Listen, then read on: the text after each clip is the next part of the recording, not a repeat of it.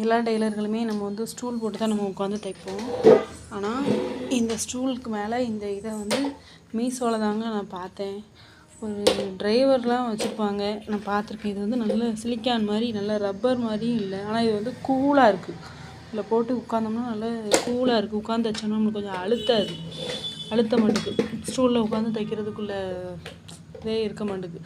இதுக்கு மேலே ஒரு கவர் போட்டு இருக்குது. நான் வந்து மீஷோவில் தான் இதை ஆர்டர் பண்ணி வாங்கினேன். 350 ரூபாவே என்னமோ. நான் ஒரு வருஷம் நல்லா நல்லா உழைச்சிட்டு நல்லா அது வந்து தொட்டாலே ஒரு மாதிரி குழுன்னு இருக்குது. உட்காந்தா நல்லா இருக்குது. அப்படியே ஸ்டூலில் உட்காந்துருக்கதே எனக்கு தெரியாது. இதுதான் எனக்கு தைக்கிறதுக்கு ரொம்ப முக்கியமான ஒன்று. முதல்ல இதுக்கு தான் ரொம்ப நான் தேங்க்ஸ் சொல்லணும்.